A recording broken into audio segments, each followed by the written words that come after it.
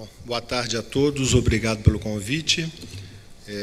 Já é meio frequente ouvir sempre falar sobre o uso de laser. Especificamente, eu vou comentar hoje nada de técnica, parâmetros com grandes detalhes, mas sim o uso desse aparelho que, desde 99, eu comecei a fazer uso em consultório. Já se passaram alguns anos, eu estou na 6ª máquina, a gente vai sempre mudando dentro das novidades que acontecem.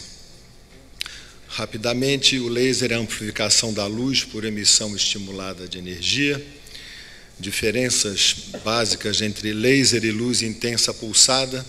Em relação à luz, o laser a luz é monocromática, tem a mesma frequência e direção, e a luz intensa pulsada, essa luz é policromática, não coerente e não colimada. Diversos tipos de laser foram e são utilizados para o tratamento das lesões vasculares. Desde 99, esses autores começaram a fazer os primeiros estudos com os lasers de comprimento de onda 1064 nanômetros. E desde então, vários tipos de laser estão em uso ou já deixaram de ser usados, como o primeiro deles, o laser de argônio, que foi o precursor, mas que depois de grandes complicações desistiu-se do uso dele para o tratamento vascular. Laser de alexandrita, o laser de diodo, o dye laser, muito bom para os hemangiomas, como foi comentado pela doutora Mariana agora, o KTP e, por último, o Neodymium laser de 1064, que é o laser que eu faço uso, em que telangiectasias e veias reticulares têm boa resposta. Esse slide totalmente fora de estética é só uma compilação de trabalhos sobre o Neodymium laser de vários autores, em que dizem que algumas conclusões, tipo, é fácil, tranquilo você usá-lo em fototipo 4 e 5, é bom para vasos azuis, névoas venosas e veias reticulares. Alguns trabalhos mostrando a comparação do tratamento com o laser e a escleroterapia química, onde mostram uma pequena vantagem para o laser, mas não estatisticamente significativa.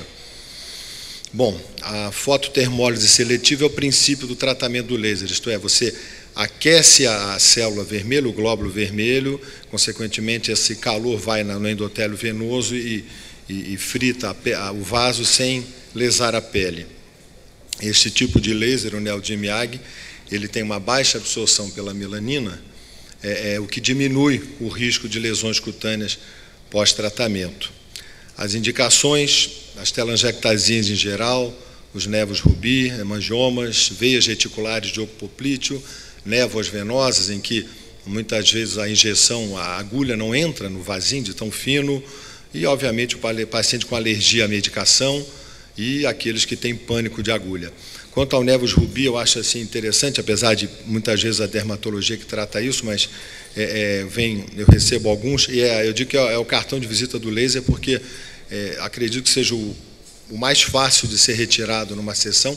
Você, basicamente, com uma sessão, você consegue eliminar esses tumorzinhos vasculares. Contraindicações. Bom, gravidez. Eu desconheço, assim, se você pensar bem, eu não sei por que não dá para fazer laser em gravidez. Até porque o tratamento é local, né? Essa luz não vai circular pelo corpo, mas profilaxia da apurrinhação é melhor a gente não fazer, para evitar futuramente sermos culpados por algum problema com o bebê. O diabetes, paciente com diabetes descompensado, também acredito que ele não esteja muito preocupado com a estética, mas o paciente que com diabetes bem tratado, uma pessoa saudável, apesar da doença crônica, eu não vejo problema. A doença arterial obstrutiva periférica descompensada, a mesma coisa, o doente que está isquêmico, acho que ele não pensa muito em estética, mas a gente tem que colocar as contraindicações, vamos dizer assim, mais óbvias, né?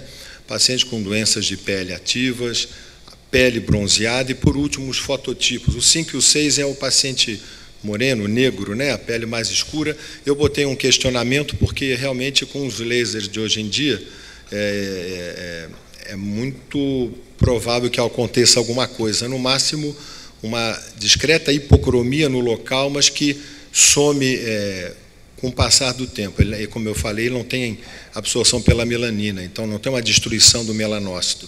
Então, um paciente de pele negra ou mulato, enfim, há a possibilidade de ser tratado.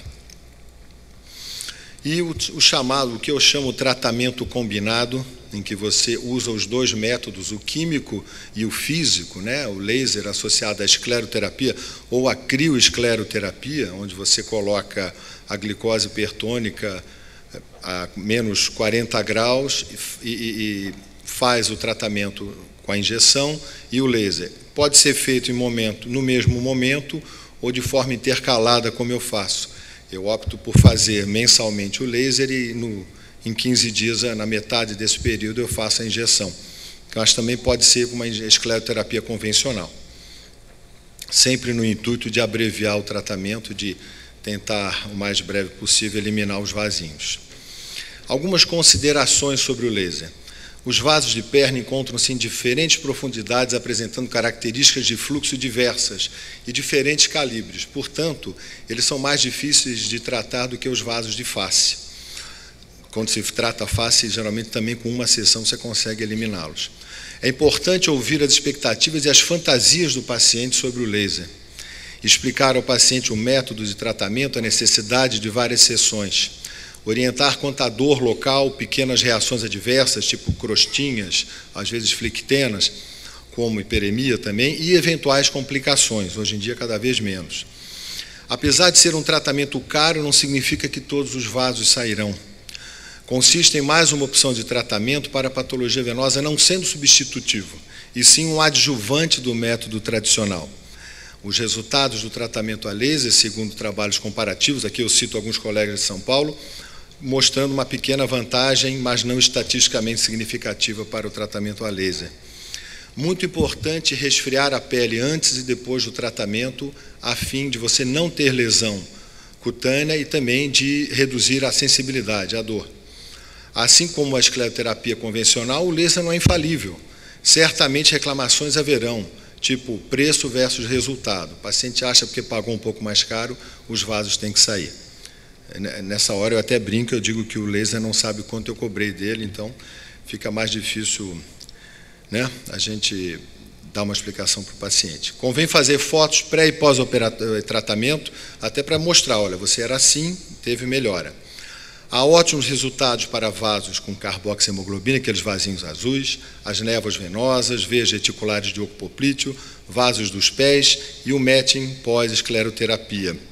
Como toda técnica, há necessidade de treinamento, de conhecer a máquina e usar seus parâmetros. A gente vai da timidez à ousadia até alcançar bons resultados, como tudo em cirurgia, em medicina.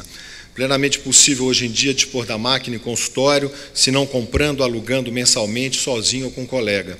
O fato de se dominar com maestria a técnica da escleroterapia não significa que temos que ignorar, que virar as costas para o laser. Aqui, rapidamente, os parâmetros que a máquina tem, o diâmetro do spot, a fluência, que é a potência do vaso, o pulso também, o tempo de duração do disparo. E, de um modo geral, vasos pequenos são tratados com fluência maior e tempo de exposição menor, e os vasos grandes com fluência menor e pulso maior. Temos que, então, analisar o perfil do paciente, ver se ele tem condição de investir no tratamento, o investimento próprio nosso na máquina, que eu já falei que pode ser alugando ou comprando, acho que alugando é uma grande maneira de se fazer, a máquina é muito cara, há várias máquinas, mas nenhuma delas é barata. E concluindo, laser não é milagre, não é definitivo, assim como a escleroterapia química tem suas limitações, seus resultados positivos estão relacionados ao domínio da técnica, ao domínio dos parâmetros, veias reticulares, névoas e vasos azuis têm excelentes resultados, a periodicidade mensal é louvável, seu uso pode ser isolado ou combinado à escleroquímica. Nós, especialistas, somos os verdadeiros donos da patologia venosa e, por isso, somos nós que temos que tratá-la. Temos que estar abertos à tecnologia, pois cada vez mais os pacientes a solicitam. Não que a gente seja um guerreiro com laser na mão, mas o intuito é sempre deixar uma perna bonita.